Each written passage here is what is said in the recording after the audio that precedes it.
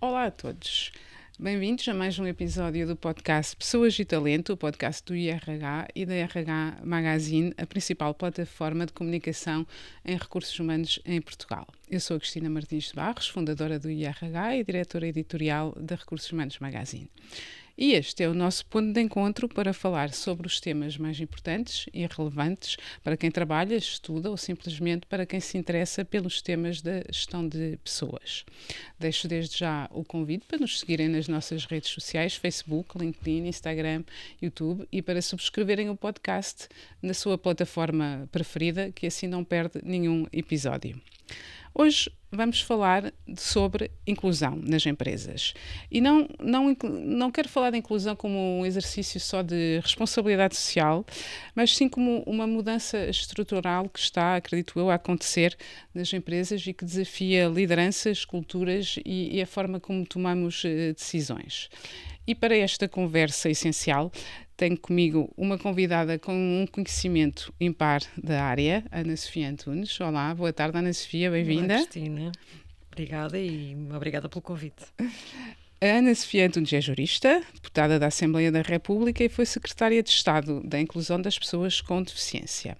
É também a primeira pessoa cega a exercer funções governativas em Portugal e tem sido uma das vozes mais ativas na defesa da inclusão como um direito e como um valor da nossa democracia. Hoje traz-nos a sua visão sobre o papel das empresas, das políticas públicas e da sociedade civil na construção de ambientes verdadeiramente inclusivos. E a minha pergunta, logo para começar, é: nas empresas, a inclusão eu acho que é cada vez mais um tema importante, cada vez mais acredito que as empresas querem ser mais inclusivas, mas ainda se nota algum descompasso entre esta vontade e a realidade. Qual é a sua visão, Ana Sofia, neste ponto? Bom, eu penso que a inclusão tornou-se um tópico. Realmente nos últimos anos, nos últimos 5, 6 anos, conseguimos que a inclusão, e aqui falando especificamente de inclusão de pessoas com deficiência, porque a inclusão é muito mais do que isto, é diversidade no contexto global dos trabalhadores e abarca uma realidade muito mais ampla, mas focando aqui na questão das pessoas com deficiência, eu acho que já durante muito tempo nós falávamos de diversidade, de equidade no universo dos quadros de pessoal das nossas empresas, mas quando chegávamos ali ao tema deficiência, bloqueávamos. Eu creio que para isso também contribuiu, por um lado, em primeiro lugar, o facto de pela primeira vez ter havido uma pasta uma pasta no governo que especificamente se dedicava aos temas da deficiência, que trouxe para a ordem do dia estas questões, estes temas. Passou-se a falar mais da deficiência até nos meios de comunicação social, mas especificamente eu citaria a aprovação da Lei 4 de 2019, a lei que previu a criação de um sistema de cotas para pessoas com deficiência no setor privado. Atenção, sistema de cotas esse que já existia no setor público desde 2001. Sistema de cotas no setor privado que já estava legislado desde 2004, mas que na prática não existia porque nunca tinha sido regulamentado. E, portanto, não interessa de nada nós termos uma lei que diz que as empresas devem contratar de acordo com o sistema de cotas, quando na prática depois não desenvolvemos esse artigo e não previmos em que termos, com que regras, com que limites, com que características e em que prazos. Não é? E a partir do momento em que falámos de cotas, houve a reação, a positiva e a negativa, porque elas veio juntas. A negativa foi o pânico. E agora o que é que nós vamos fazer? Nós não sabemos fazer isto. Aqui na nossa empresa não temos ninguém. E o que é que uma pessoa com deficiência pode fazer aqui? A positiva também, que foi, felizmente, algumas empresas, muitas mesmo, olharam para isto como ok, é um desafio, não é um problema, vamos fazer e vamos lá então perceber como é que vamos fazer. E eu devo dizer que houve aspectos que me deixaram agradavelmente surpreendida. Esta lei entrou em vigor em 2019, logo a seguir passado um ano da sua entrada em vigor, nós temos o Covid e, portanto, tudo bloqueia. Um caminho que até 2019 tinha vindo sempre sucessivamente a mostrar-nos que os números de pessoas com deficiência à procura de emprego tinha vindo a reduzir todos os anos desde 2013 até 2019. De repente, em 2020, obviamente, dispara esse número de pessoas em situação de desemprego. Mas naquele primeiro ano, após a aprovação da lei a 1 de fevereiro de 2019, lei essa que previu que as empresas tinham um mínimo de 4 anos para se adaptar, para cumprir essa mesma cota. Cota de 2% nas grandes empresas e 2% nas que têm mais de 250 ou mais trabalhadores, nas grandes, não é? Exato. E 1% nas médias que tenham 75 ou mais trabalhadores. E também há no recrutamento, certo? Sim, portanto, existiu durante este período de adaptação, durante estes 4 ou 5 anos, conforme a dimensão das empresas, 4 para as grandes e para as médias de maior dimensão e 5 para as que tinham entre 75 e 100 trabalhadores. Durante este período, de cada vez que houvesse processos de recrutamento, as empresas deviam procurar desde logo cumprir uma cota mínima também. Na verdade, nunca nos preocupámos muito com esta cota transitória. Aquilo que quisemos sempre garantir era que as empresas estavam a preparar-se, estavam a investigar, estavam a procurar saber como é que iam fazer o seu percurso para daí a 4, 5 anos estarem aptas a poder cumprir a cota, ou pelo menos poderem demonstrar que estavam a fazer mais do que faziam antes e que estavam a tentar fazer um caminho para cumprir essa mesma cota. E essa foi de facto a parte boa. E como eu estava a dizer, só concluindo, um dos aspectos que me deixou agradavelmente surpreendida foi logo nesse primeiro ano, após a entrada em vigor da lei, em que as empresas ainda não tinham propriamente que justificar nada. O IFP recebeu inúmeras propostas de vagas que poderiam ser preenchidas por pessoas com deficiência e, portanto, recebeu N solicitações de possíveis candidatos para essas mesmas vagas. E quando eu digo N, foram várias centenas. Isso é ótimo. Ou seja, sentir logo realmente que havia aqui uma vontade de... Ou seja, senti que a reação não era toda ela negativa e receosa. Também havia a reação positiva. Claro. Mas eu fui procurar alguns números só para ter ideia. Atualmente, nos empregos públicos, 2,5% mais ou menos são ocupados por pessoas com deficiências e o valor é bastante mais baixo nas empresas privadas. O que é que ainda falta fazer, Ana Sofia? O que é que podemos melhorar aqui? Eu acho que temos todo um longo caminho ainda para fazer. Não é? No setor público, eu diria que o passo que demos foi conseguir, de facto, que as pessoas tivessem uma porta de entrada na administração pública, o que até aí não acontecia. As pessoas com deficiência em 2001 na administração pública não ultrapassavam as cerca de 6 mil. Em 2023, que são os números mais recentes que eu tenho de cabeça, eram cerca de 22 mil. Portanto, o facto de se ter previsto esta cota que determinava que 1/3 das vagas abertas em concurso público tivessem de ser preenchidas por pessoas com deficiência, criou possibilidade de autonomia a muitas pessoas com deficiência. Nos dias de hoje, a administração pública recruta menos e por isso também este mecanismo da cota não está a ser porta de entrada para tantas pessoas, mas ainda assim está a ser. Eu recordo-me que ainda... Quando estava no governo, fizemos um grande processo de contratação para a Segurança Social, na altura de 250 trabalhadores, e cumprimos a cota, e na altura entraram mais de uma dezena de pessoas com deficiência por esse concurso. Relativamente ao setor privado, bom, eu acho que nós estamos ainda só a começar, porque reparemos, as maiores empresas, o prazo de adaptação terminou a 1 de fevereiro de 2023. E as mais pequenas a 1 de fevereiro de 2024. Foquemo-nos nas maiores, nas que tinham mais de 100 trabalhadores.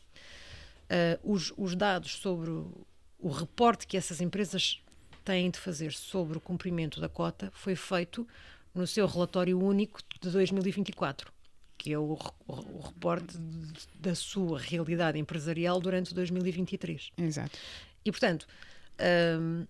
esse reporte foi feito já depois da data regular. A data regular seria 31 de março, esse período foi alargado, eu penso, para 31 de maio de 2024. Os serviços analisaram essa mesma informação durante 2024 e, muito recentemente, eu penso que há cerca de 2-3 semanas, tivemos conhecimento das primeiras notificações que saíram da parte da ACT para um conjunto alargado de empresas, eu penso que 112 empresas, por incumprimento destas mesmas cotas. E, portanto, são as primeiras consequências práticas que nós estamos a ver da implementação da lei.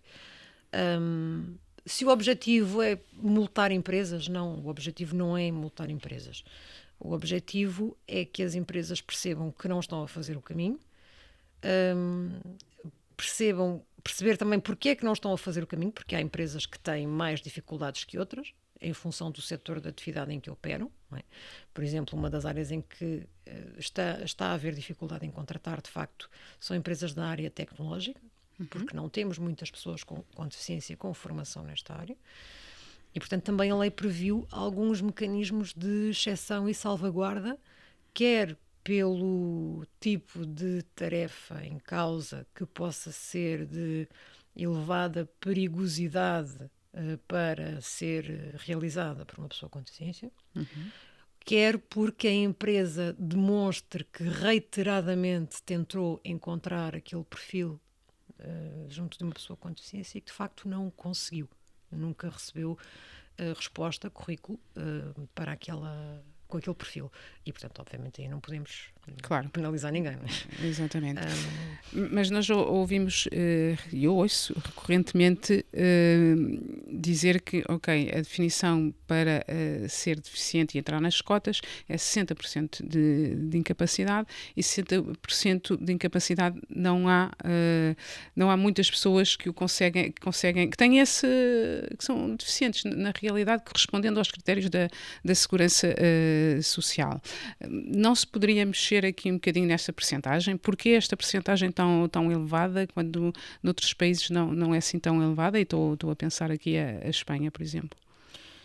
Tem uma razão de ser. Nós pegamos na percentagem de 60% porque em Portugal sempre foi esta a percentagem de incapacidade que foi tida em consideração, foi considerada o linear para um conjunto diferente de apoios sociais e de elegibilidade para benefícios fiscais. Portanto, apenas pessoas que com pelo menos 60% de incapacidade são elegíveis para determinados benefícios fiscais em sede de IRS, são elegíveis para determinadas prestações sociais, para determinados apoios na área da educação, saúde, etc. E, portanto, mantivemos essa coerência. Primeiro, deixe-me dizer, Cristina, que eu acho que, não pondo em causa que por vezes possa ser difícil encontrar trabalhadores, eu acho que na verdade não estamos a procurar no sítio certo. Porque o sítio certo para dinamizar todo este processo seria o Instituto de Emprego e Formação Profissional, que tem mais de 14 mil pessoas inscritas com deficiência à procura de uma oportunidade de trabalho, número esse que não está a descer e, portanto, alguém não está a fazer o trabalho que devia. E eu recebo reiteradamente esta queixa da parte das empresas, que é: nós já nem recorremos ao IFP porque a resposta que recebemos taxativa de cada vez que pedimos um perfil de uma pessoa com deficiência com determinadas características é: não temos. Ora, este não é um trabalho que se possa fazer à secretária. Não é o tipo de trabalho que se possa fazer recebendo um perfil, olhando para um currículo só porque alguém com deficiência se inscreveu nas plataformas do IFP e fazer match. É muito mais complexo do que isso. É preciso conhecer as pessoas, é preciso avaliar as características, o que conseguem fazer, o que têm dificuldade em fazer, e só assim, de facto, é possível conseguir encontrar um match. Obviamente que é difícil por vezes, quando uma empresa me pede um responsável de marketing. Eu não vou encontrar muitas pessoas com licenciatura em marketing com deficiência nas listas do IFP. Mas se calhar eu vou encontrar pessoas que fizeram formação profissional em áreas que podem ser aproveitadas para aquilo que a empresa está à procura. Se calhar não exatamente para um coordenador, mas para outra tarefa no departamento. E, portanto, é preciso haver pessoas especificamente dedicadas a conseguir apoiar as empresas e as pessoas e as famílias das pessoas com deficiência a fazer este match. Isto não está a ser feito. Portanto, eu acho que é importante, sim, e mantenho a minha visão de que no início é importante manter um linear um pouco mais exigente de incapacidade. Porquê? Porque também aquilo que constatamos, eu constatei isso no terreno, nas minhas idas à Espanha, em que efetivamente esta cota é aplicada a pessoas com 33% de incapacidade, é que a maior parte dos contratados são de facto pessoas com graus de incapacidade muito baixos. E portanto as pessoas com graus de incapacidade mais altos continuam a ver-se privadas de oportunidades. E portanto eu acho que sim, eu acho que a avaliação e o tempo nos poderão levar a concluir que podemos ou devemos baixar este linear dos 60 para 50 ou para 40, ou seja, para aquilo que se entende adequado, mas acho que primeiro devemos tentar ao máximo colocar estas pessoas com maiores níveis de dificuldade. Parece-me, obviamente, muito pertinente o que acaba de dizer, mas então, e este trabalho, que claramente tem que ser feito para encontrar lugar e trabalho para as pessoas que estão nas listas do IFP com deficiência e sem trabalho, mas deve ser feito por quem? Provavelmente me vai dizer pelos dois lados, mas o IFP, as empresas, como é que poderíamos avançar nesse sentido? Eu pessoalmente não acho que as empresas tenham grande obrigação nesta matéria. As empresas, a obrigação que têm é ter vontade e disponibilidade para avançar no processo. Eu acredito que muitas empresas têm vontade e disponibilidade. Exatamente. Eu tenho essa mesma percepção e o nível de procura que começa a existir demonstra-me isso.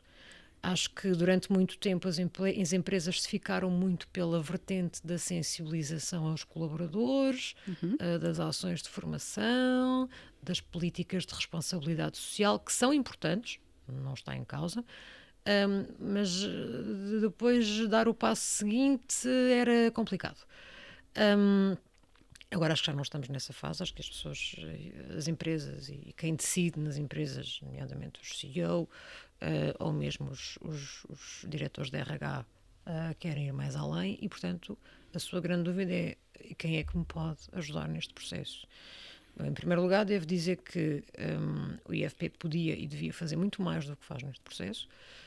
O IFP não dispõe e nunca trabalhou nesse sentido, nos tempos mais recentes, de um departamento centralizado que se ocupasse destes temas. Ele já existiu, foi desmantelado na altura, em 2011, quando houve, digamos, as políticas de emagrecimento estatal, na altura da Troika. Não foi reconstituído, não foi por falta de tentativa, mas nunca houve, da minha parte digo, nunca houve sensibilidade para isso. Portanto, ficamos um bocadinho dependentes de uma coisa que é terrível na administração pública, que é o casuísmo. Exato. Ou seja, temos centros de emprego que são muito sensíveis a este tema e que têm lá pessoas especificamente dedicadas a isto e onde as coisas funcionam muito bem, e eu conheço vários. E depois temos outros centros de emprego em que o tema é quase tabu e ninguém sabe muito bem de que é que estamos a falar quando acionamos pedidos de medidas de apoio, como estágios ou contratos de emprego apoiado, ou adaptações de postos de trabalho, ou os programas que existem, como por exemplo o Mais Emprego, que foi criado recentemente. Pessoas para quem isto é algo estranho, com que nunca lidaram muito de perto. Quem é que pode efetivamente nesta matéria ajudar as empresas para além dos centros de emprego, que deveriam, e que eu recomendo sempre que seja pelo menos tentado um primeiro contacto com o centro de emprego da área da empresa, não é?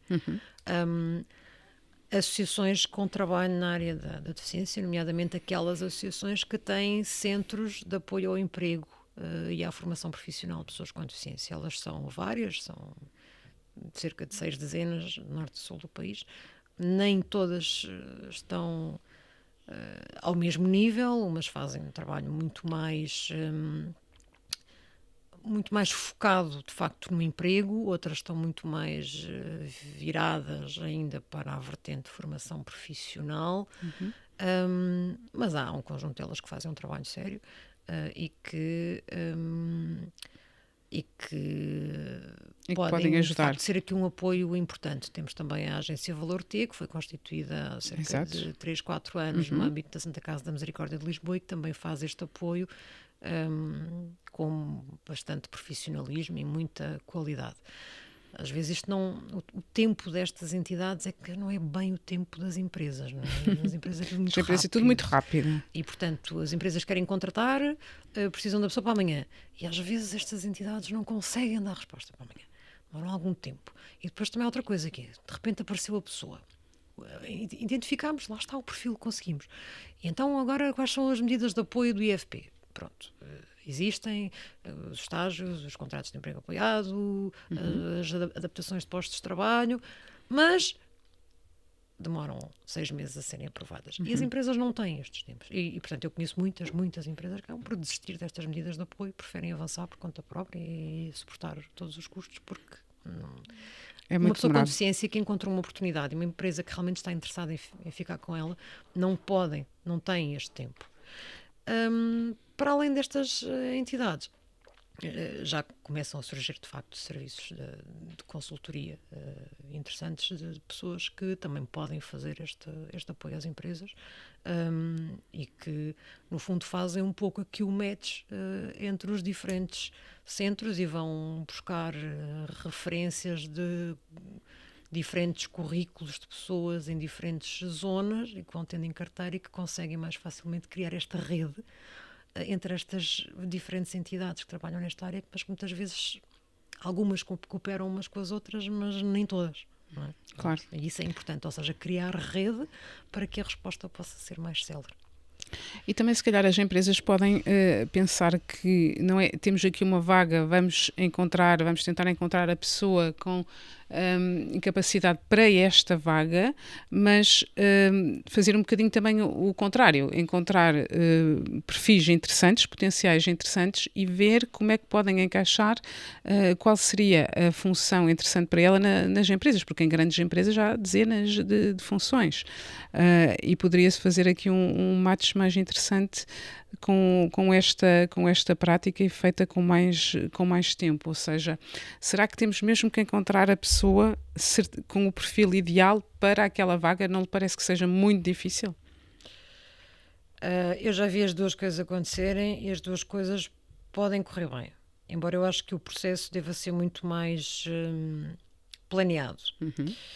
Ou seja, eu já vi situações em que a vaga está identificada e, portanto, faz-se um processo de recrutamento que necessariamente deve ser adaptado, deve ter adaptações para que a pessoa, em razão da sua limitação em concreto, possa estar em pé de igualdade com outros candidatos para poder fazer esse mesmo processo de recrutamento, as suas diferentes fases, e às vezes isso não acontece, não é? E pode correr bem. Também já vi situações em que se identifica um determinado candidato que à partida não encaixa em nenhuma função que em determinado momento se tem disponível na empresa, mas que se descobre de repente que, por que não pô-lo a fazer isto? E se calhar pode correr bem. Eu lembro sempre com muito gosto uma história que me foi contada por um diretor de um hotel, de um grande hotel aqui em Lisboa, que uma vez foi confrontado de facto com o currículo de um jovem com trissomia 21,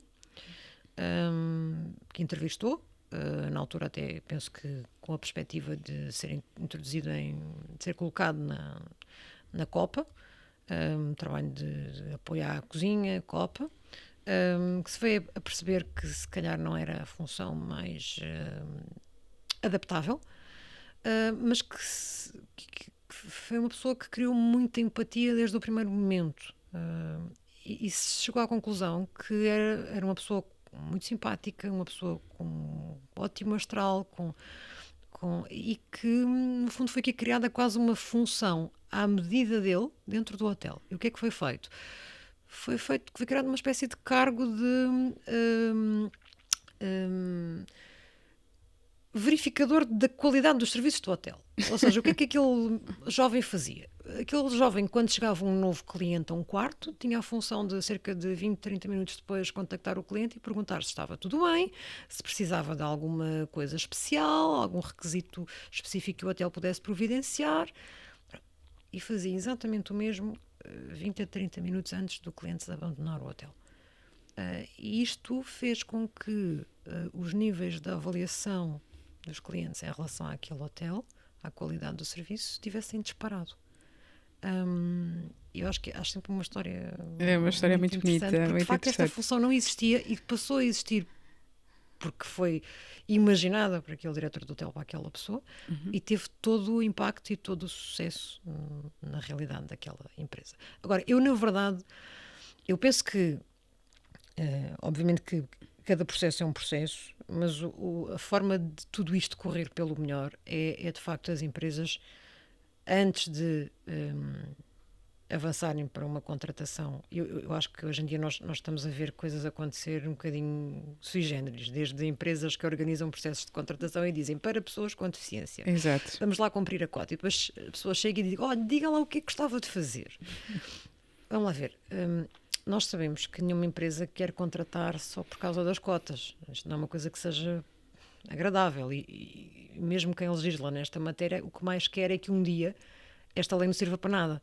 Exato. Porque já vai ser tão normal que já não vai servir para nada. Mas ponham-se no lugar da pessoa. A pessoa também, ninguém quer ser contratado simplesmente porque é um número, porque vai ajudar a cumprir um número e porque tem uma determinada característica física ou intelectual que a distingue dos outros, não é? E portanto eu penso sempre que isto tem que passar por um processo estruturado, um processo que se deve iniciar com alguma sensibilização da empresa para o tema, que deve passar por uma análise do quadro de pessoal da empresa, as diferentes funções, o que é que cada função faz, onde é que poderia haver espaço para contratar, onde é que haveria falta de mão de obra, que tipo de perfis de deficiência poderiam realizar aquelas funções. E depois de feito esta avaliação, esta análise, então aí sim ir à procura das pessoas e tentar fazer aqui o match mais aproximado possível. Porque com isto estamos a melhorar muito as possibilidades de êxito de um processo de colocação de uma pessoa com deficiência. Não apenas porque a empresa já foi pré-preparada para este efeito, a pessoa já foi pré-preparada para aquela entrevista que vai ter, mas também porque a empresa tem aqui, digamos, este apoio pré-colocação, não é? Em que se estuda devidamente onde é que aquela pessoa pode ser útil e onde é que a sua inclusão vai funcionar melhor, mas também porque depois fica com o apoio pós-colocação para aqueles momentos do receio de então e se isto não correr bem? Então e se houver algum problema com ele? Isto é fundamental para dar confiança às empresas no momento de avançar. Exatamente, parece-me que essa parte da preparação para a chegada da pessoa e depois do acompanhamento contínuo, porque nem sempre corre bem, como com uma pessoa sem deficiência, é fundamental. Uma pessoa com deficiência, não é? Exatamente, é fundamental ter esse acompanhamento e acredito que é onde ainda se falha muito. Mas além do facto de, obviamente, as empresas quererem contratar pessoas com deficiência, como querem contratar pessoas sem deficiência, o que é que diria, porque eu acho que há ainda algum receio de contratar pessoas com deficiência, o que é que diria a um líder para ele se sentir mais seguro na hora de contratar pessoas com deficiência? Ou seja, basicamente, o que é que, além de fazerem o trabalho como as outras, o que é que elas podem trazer mais às equipas? Bom, para já é preciso que os líderes, e a primeira mensagem que eu acho que é importante passar aos líderes, que é líderes, aquilo que realmente determina se uma empresa terá sucesso num processo de inclusão, vou dizer isto de forma muito direta, são as vossas cabeças. Ou seja, se o CEO, da mesma forma que numa escola, se o diretor da escola está aberto à inclusão, compreende que há ali pessoas, que há ali talento, que há ali qualidade que pode ser aproveitado. Se o líder acredita, ele passa para as diferentes estruturas e departamentos e equipas essa mensagem. E consegue pôr todos, ainda que por vezes não no mesmo nível de empenho, mas todos no mesmo comprimento de onda. Obviamente que também há aqui um papel importante dos dirigentes da RH, muitas vezes em sensibilizar, em inspirar os seus CEO, que às vezes têm mais em que pensar e nem se lembram disto. Obviamente que sim, sem dúvida. Mas se o CEO compra, metade do sucesso do processo está garantido. O que é que neste momento diferencia aquelas que são as escolas mais e menos inclusivas? O empenho que o diretor dessa escola põe em que o processo de inclusão dos alunos com deficiência corra bem. Depois, falar de deficiência, às vezes nós falamos de deficiência assim como se fosse uma coisa muito unívoca, muito... é tudo igual. Não. Há pessoas com deficiências, no plural. São pessoas que têm características diferentes e que são todas elas muito diferentes. Uma pessoa que não vê tem determinado tipo de limitações e que são diferentes em razão da pessoa não ver completamente, ser cega, ou da pessoa ter baixa visão, ser amblíope. As necessidades de adaptação dos postos de trabalho e aquilo que podem fazer são coisas diferentes. Eu sou uma pessoa cega, trabalho com um computador, tenho um leitor de ecrã que me permite fazer praticamente tudo aquilo que uma pessoa faz com um computador normal. Há coisas que eu não consigo fazer. Eu não consigo pilotar aviões, não é capaz de não ser boa ideia, e também não me ponho a cortar cabelos porque as vítimas não iriam gostar do resultado. E portanto é o que é. Cada um é para aquilo que nasce e para aquilo que tem apetências. Há pessoas que não ouvem e que, portanto, têm uma limitação linguística e há que criar aqui formas de comunicar com elas e hoje em dia, felizmente, a tecnologia já dá uma grande ajuda. Há pessoas que têm limitações apenas a nível dos membros inferiores e, portanto, conseguem perfeitamente fazer todas as tarefas que apenas nos exijam trabalho com os membros superiores. Existem pessoas com deficiências intelectuais e com autismo, que são, eu penso que ainda hoje, os processos mais desafiantes de inclusão, mas que muitas vezes acabam por ser até dos mais bem-sucedidos, porque são daqueles em que se gera até mais empatia de todas as partes para conseguir fazer ali um acolhimento correto. Encontrar a função ideal é sempre o desejável. Eu lembro-me sempre muito de um jovem autista que encontrei a trabalhar num viveiro de plantas em Vila Nova de Gaia e que era um ser absolutamente feliz e que adorava o que fazia, para já porque era um trabalho absolutamente rotineiro e depois porque a função dele era catalogar e etiquetar as plantas todas por espécie, por subtipo e por cor e por tamanho de vasos. E, portanto, aquilo era absolutamente o paraíso para ele.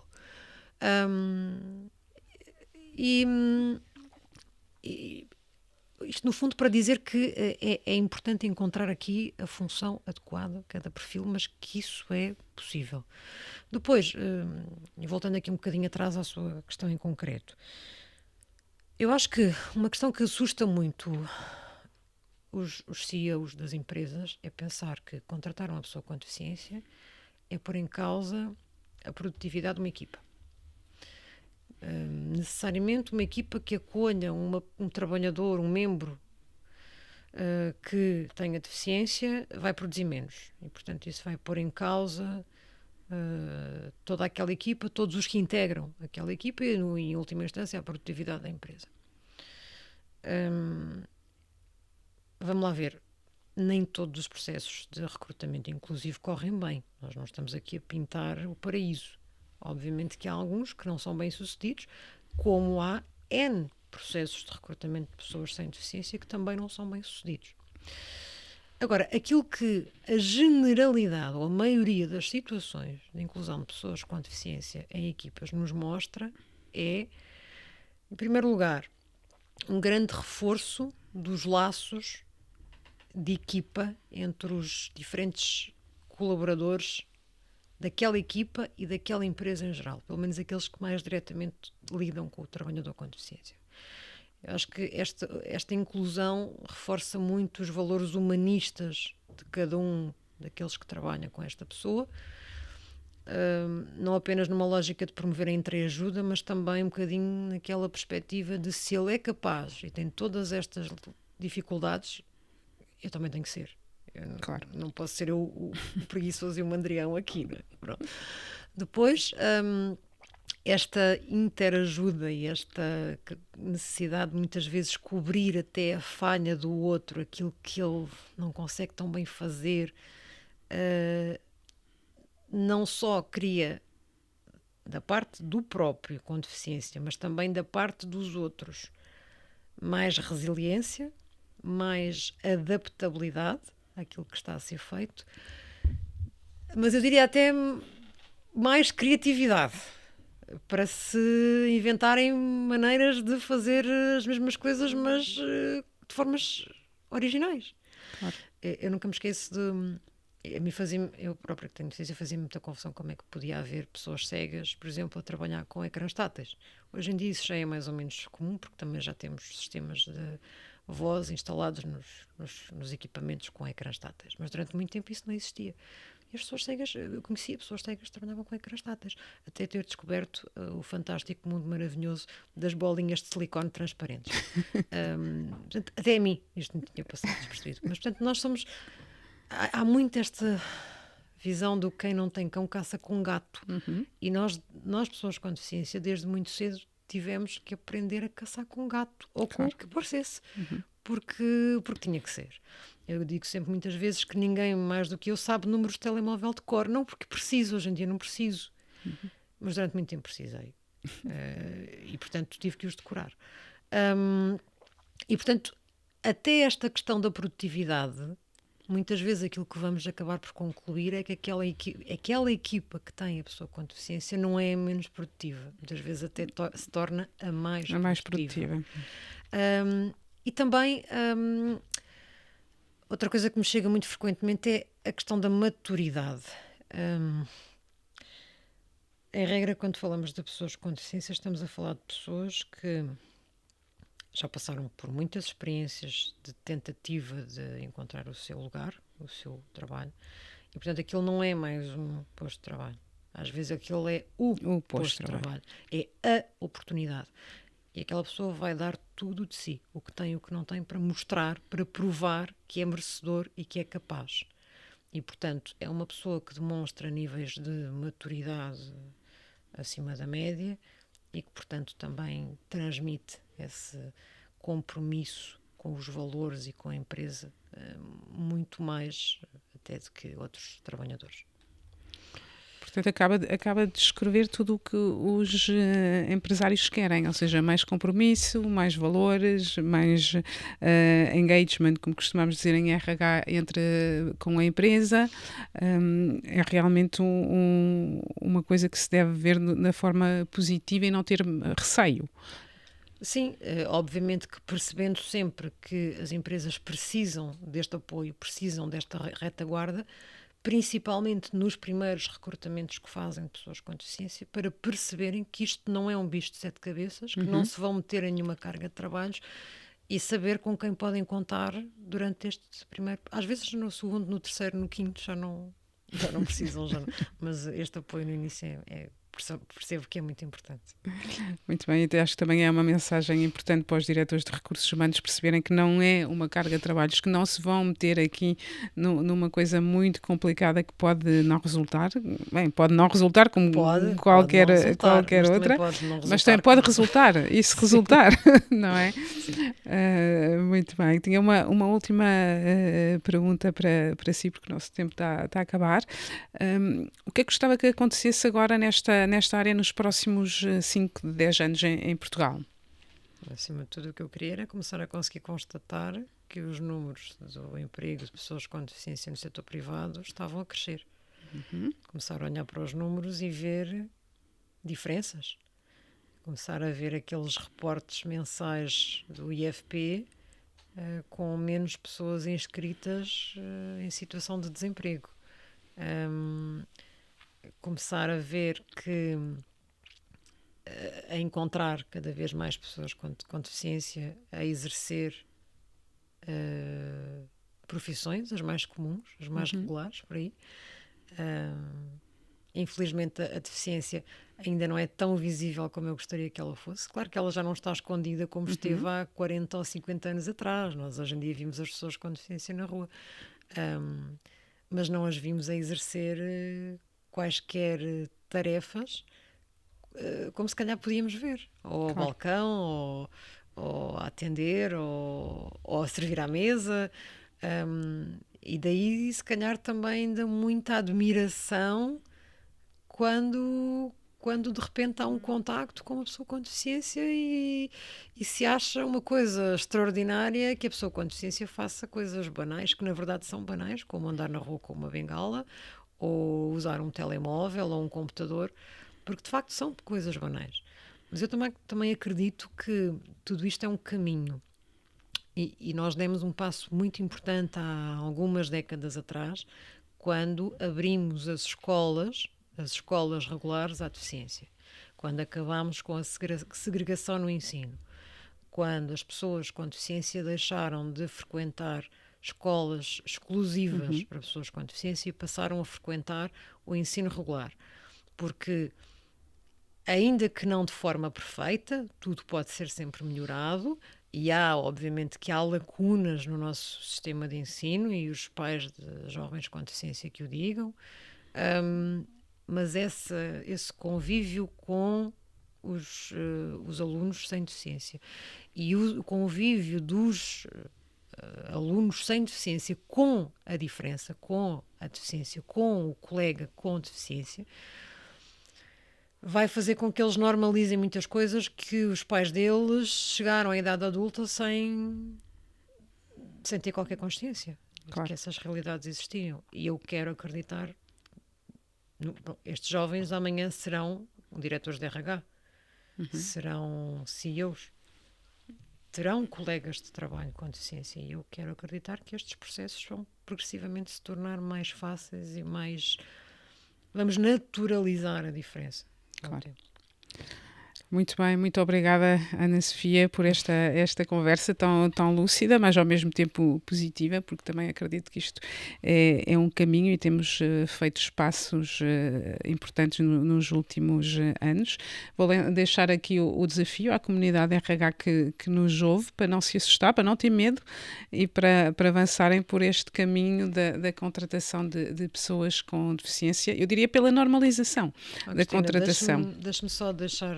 À Quem vontade. precisar o meu e-mail para dúvidas ou alguém que eu possa apoiar, esclarecer, ajudar nesta matéria, estou sempre inteiramente disponível. ana.pedroso.antunes@gmail.com. Estejam à vontade. Muito bem, muito obrigada. Obrigada a todos os que nos seguem e até breve.